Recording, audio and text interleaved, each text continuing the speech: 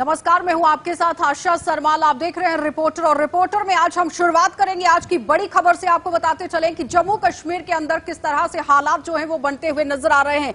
एक तरफ युवाओं को नशे से दूर रखने के लिए पाठ पढ़ाया जा रहा है, ड्रग एडिक्शन सेंटर खोले जा रहे हैं कि वहां पर युवाओं को मुख्य धारा में लाने की कोशिश की जाएगी। लेकिन आज सलमेरी गांव के अंदर से एक बड़ी घटना देखने को मिली है, जहां पर एक ड्रग एडिक्शन सेंटर चलाया जा रहा था और कुछ युवाओं को उसके अंदर रखा गया था उन युवाओं को सुधारने के लिए। लेकिन महज आप देखिए कि स्टाफ भी पूरा भाग जाता है और युवा भी पूरी तरह से वहां से भाग जाने में कामयाबी हासिल करते हैं। लेकिन बहुत बड़ा सवालिया निशान ये उठता है कि आखिर सुरक्षा व्यवस्था वहां पर किस तरीके से थी और किस वजह से ये पूरा सेंटर वहां पर खाली हो गया है। ज्यादा जानकारी के लिए ऋषि खजूरिया हमारे संवाददाता हमारे साथ जुड़ चुके हैं। ऋषि, क्या कुछ अपडेट है, आखिर किन हालातों में ये पूरी घटना वहां पर पेश आई? देखिए, आपको बता दें कि रिहेबिलिटेशन सेंटर ये विजयपुर के सलमेरी गांव में जो था ये स्थित था, और ये इस सेंटर का नाम है न्यू लाइफ रिहेबिलिटेशन सेंटर, नशा मुक्ति केंद्र। कहीं ना कहीं वो बच्चे जो नशे की लत में आ जाते हैं, जो लगातार ड्रग्स का सेवन करते हैं, और ड्रग्स के चंगुल से बचाने के लिए पेरेंट्स भी एक कोशिश करते हैं कि अपने बच्चों को रिहेबिलिटेशन सेंटर में भेजा जाए ताकि वो नशे की लत से बाहर आ जाए और वो मेन स्ट्रीम में वापस आए। इसी की एक कोशिश, एक पहल जो पेरेंट्स ने की थी कि बच्चा उनका एक अच्छे माहौल में वापस आ जाए। लेकिन कहीं ना कहीं ये रिहेबिलिटेशन सेंटर एक अब सवालों के घेरे में आ चुका है, क्योंकि जिस तरह से यहाँ इस रिहेबिलिटेशन से 18 बच्चे लापता हो चुके हैं, मिसिंग हो चुके हैं, और सूत्रों के हवाले से ये भी बताया जा रहा है कि बच्चे यहाँ से भागे हैं। टोटल यहाँ पर जो बच्चों की संख्या बताई जा रही है वो 22 बताई जा रही है। लेकिन जिस सेंटर से ये भागे हैं, जिस हॉल में ये बच्चे रहते थे, ये जो सारे युवा इकट्ठे थे, वहां पर एक खिड़की को तोड़ा गया है, खिड़की की जो ग्रिल है उसे तोड़ा गया है, और तोड़ने के बाद बच्चे वहां से भागे हैं, ये कहा जा रहा है।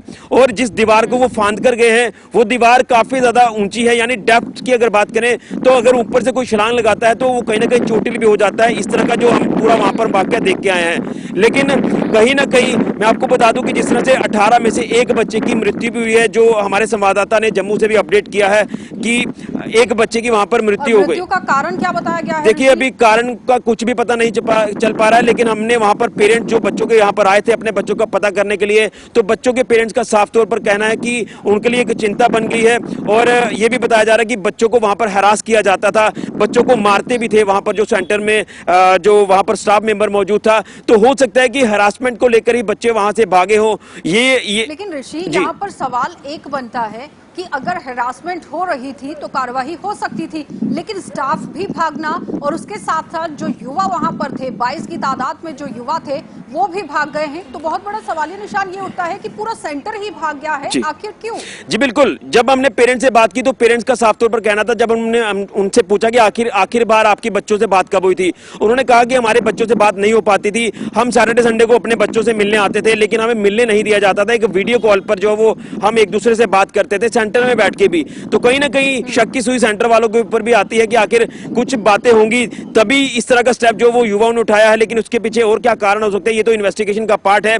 लेकिन जिस तरह से दीवार को फांद कर युवा यहाँ से भागे हैं, क्या कोई वहां सबूत देखने को मिले हैं या फिर सीधे दरवाजे से ही युवाओं को बाहर निकाला? देखिए, दरवाजे से वो युवा नहीं निकले हैं, एक ग्रिल को तोड़ा गया है, यानी खिड़की के एक हिस्से को तोड़ा गया है, लेकिन वो जो ग्रिल है वो दोबारा से बेल्डिंग कर दी जाती है बेल्डिंग मशीन के द्वारा। तो ये कहीं ना कहीं सेंटर वाले कुछ ना कुछ जरूर छुपा रहे हैं, और कुछ वो प्रूफ भी मिटाने के प्रयास जो वो कर चुके हैं सेंटर वाले। और बड़ी बात है, जो इनका मेन ऑफिस है, जो रिसेप्शन सेंटर आप इसे कहते हैं, वहां पर जो कैमरास का कंट्रोल होता है, डीवीआर मशीन वहां पर लगी होती है, वो डीवीआर मशीन भी वहां से उखाड़ कर वो वहां से रफू चक्कर हुए हैं, तारे वहां पर लटकी हुई है। स्टाफ बिल्कुल स्टाफ मेंबर्स के वहां पर आईडी कार्ड्स हमें मिले हैं। कुछ एक पेज के ऊपर एक स्टाफ मेंबर ने लिखा था टू द एसएचओ विजयपुर, हम इतना ही पढ़ पाए थे, क्योंकि हो सकता है कुछ वो पंजाबी में लिखा हो, क्योंकि ये बताया जा रहा है कि जो यहाँ पर रिहेबिलिटेशन सेंटर चला रहे थे न्यू लाइफ के नाम से, ये बाहर के कोई व्यक्ति हैं, यानी आउट ऑफ स्टेट के ये सदस्य हैं। तो कहीं ना कहीं अब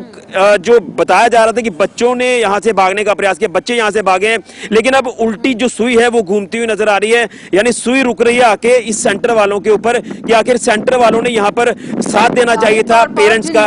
ऊपर भरोसा जी। करके माता पिता अभिभावक अपने बच्चों को छोड़ जाते हैं, वही लोग अगर इस तरह से काम करते हैं तो बहुत बड़ा सवालिया निशान बन जाता है। ये सिर्फ एक सेंटर की बात नहीं है, अब सवाल हर एक सेंटर पर उठना लाजिमी है कि वहां पर किस तरह से काम हो रहा है। बहुत बहुत धन्यवाद ऋषि पूरी बातचीत के लिए। तो फिलहाल आपने देखा कि ऋषि खजूरिया हमारे साथ जुड़े हुए थे, जो पूरी जानकारी दे रहे हैं कि किस तरह से सवालिया निशान लगातार स्टाफ का जो मेंबर है उसके ऊपर लगते हुए नजर आ रहे हैं, क्योंकि जिस तरह से ये ड्रग एडिक्शन सेंटर चलाया जा रहा था, अब सवालिया घेरे के अंदर ये आ रहा है कि आखिर जो दीवार को फांद कर युवा यहां से भागे हैं, उसके बाद पूरी तरह से जाली को बेल्डिंग कर दिया जाता है, यानी कि मिली भगत की वजह से ही सारा कारनामा ये पेश आया है। अब इस पर पुलिस को संज्ञान लेने की जरूरत थी। आखिर क्या कुछ पुलिस इस पर काम करेगी, वो भी जानना बहुत जरूरी है। चलिए, तो इस वक्त एसएसपी सांबा राजेश हमारे साथ फोन लाइन पर जुड़ चुके हैं, उनसे ही जान लेते हैं कि आखिर पूरा मामला क्या है। सर, विजयपुर के इलाके के अंदर आप देखिए जिस तरह से घटना सामने आई है, क्या कुछ कहेंगे? इन्वेस्टिगेशन का पार्ट है, पुलिस ने क्या कुछ इन्वेस्टिगेशन अभी तक की है? क्योंकि ड्रग एडिक्शन सेंटर के अंदर से मैनेजमेंट तो भाग ही गया है, लेकिन जो युवा थे वो भी भाग गए हैं। देखिए, अभी तक हमें रिटन कंप्लेंट कोई नहीं आई है। आपको एक इन्फॉर्मेशन आई थी कि ऐसे ऐसे जो ड्रग रिहेबिलिटेशन सेंटर है समलेरी में, वहाँ से कुछ लोग भाग गए हैं।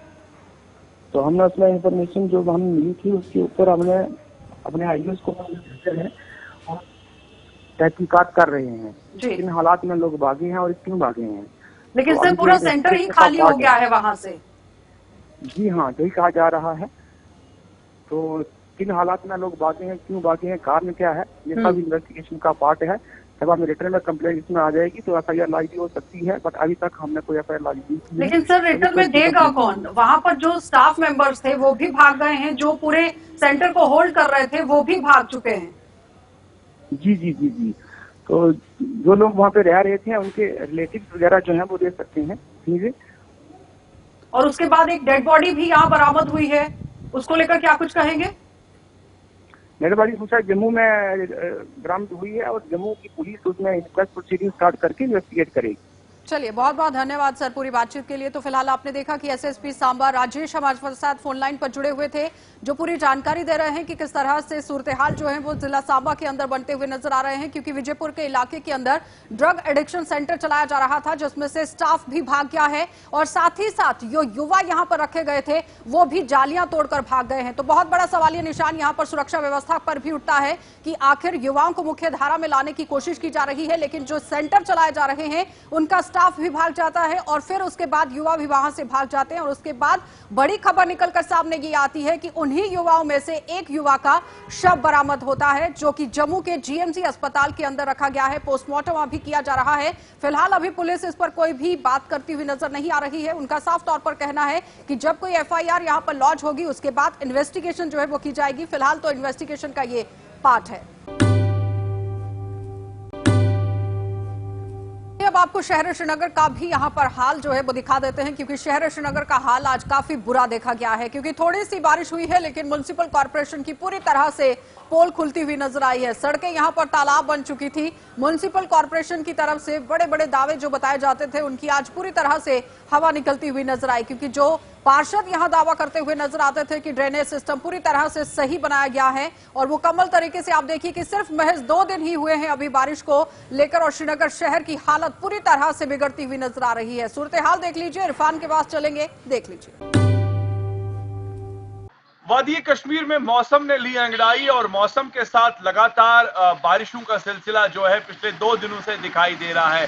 मेट्रोलॉजिकल डिपार्टमेंट की जानिब जिस तरीके से पहले से ही पेशनगोई की थी कि मगरबी हवाओं का असर दोबारा से दिखाई देगा, जिसमें खासा असर जो है बालाई इलाकों पर दिखाई दे रहा है, यानी अच्छी खासी बर्फबारी, जिसमें गुलमर्ग, सोनमर्ग, पहलगाम और पीर पंजाल रेंज को लेकर बात करें, बर्फबारी हो रही है।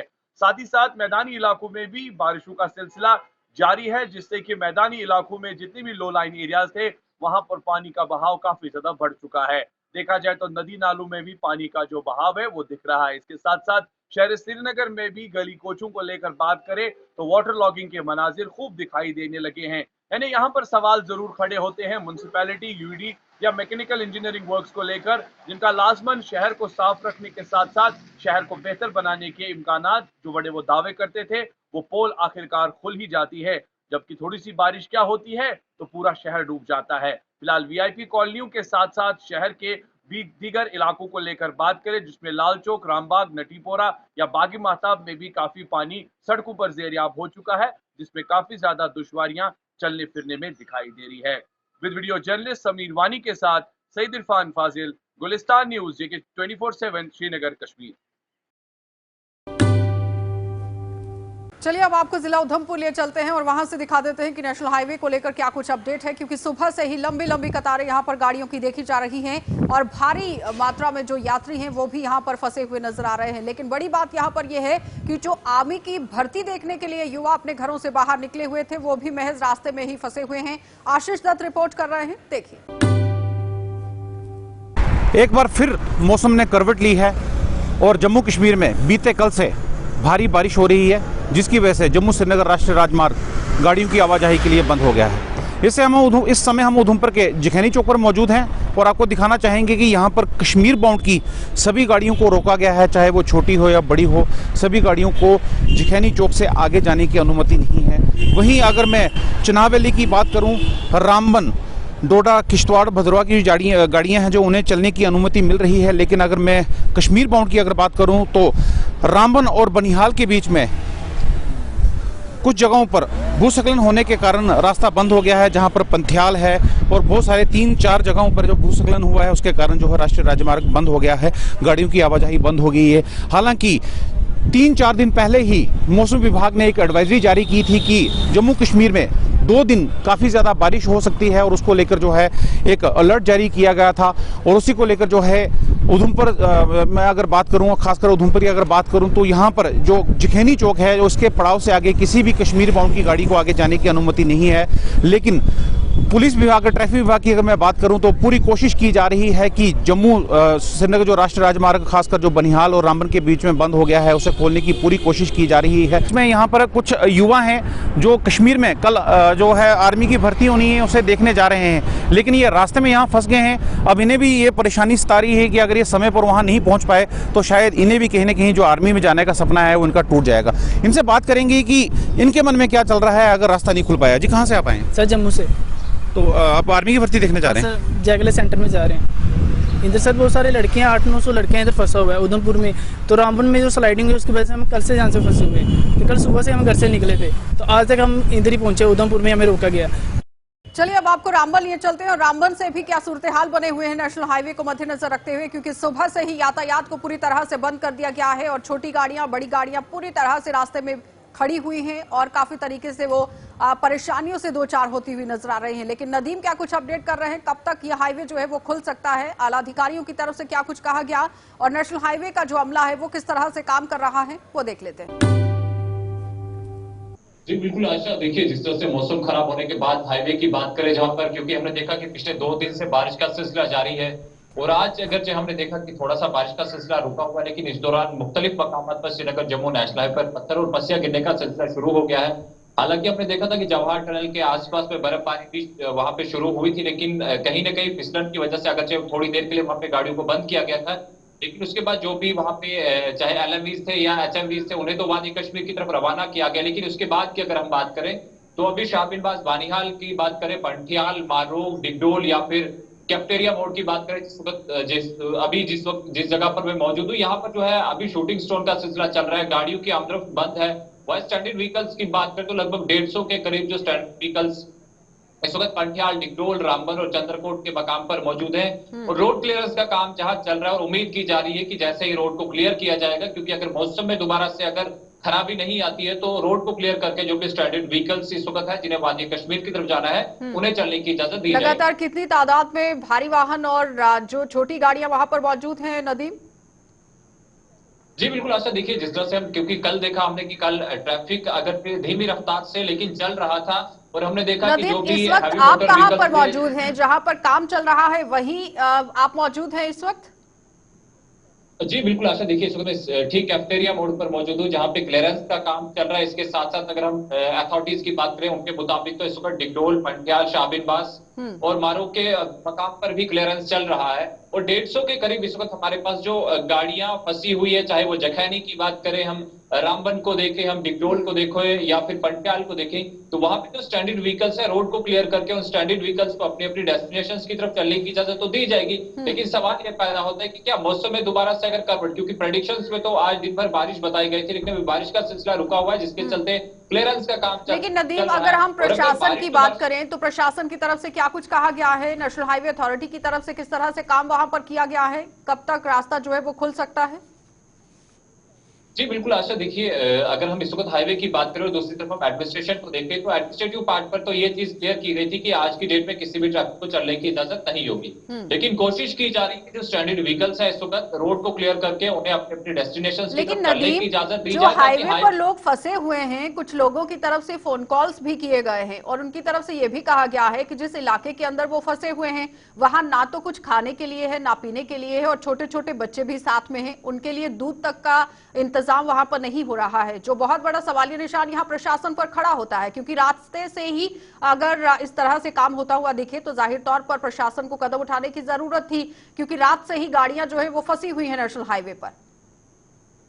जी बिल्कुल आशा, ये तो जाहिर सी बात है कि उन लोगों के लिए अरेंजमेंट्स उस तरह के नहीं पाते हैं जिस तरह के दावे किए जाते हैं। लेकिन दूसरी तरफ हम देखें, क्योंकि देखिए इस वक्त पंटियाल की बात करें या फिर डिगडोल के मकाम पर देखें, वहां पर जो लोग फंसे हुए हैं, देखिए रामसू से पंटियाल आया नहीं जा सकता। रामबन से अगर आप पंटियाल की तरफ मूव करते हैं तो आपको 2 लैंडस्लाइड्स को क्रॉस करना है जहां पे शूटिंग स्टोन्स हो रहा है। तो कहीं ना कहीं कल पहले ही एडवाइजरी में जारी किया गया था कि आप अवॉइड कर रहे हैं ट्रैवल करना NH-W पर। हालांकि एडमिनिस्ट्रेशन की तरफ से जो अरेंजमेंट्स की बात करें, राहत सेंटर्स तो कायम किए गए हैं, लेकिन वहां तक पहुंचना भी काफी मुश्किल है। और इस वक्त एडमिनिस्ट्रेशन की तरफ से भी पूरी कोशिश की जा रही है कि जो भी स्टैंडर्ड पैसेंजर्स हैं उनको जो मुमकिन मदद हो सके वो फराहम की जाए।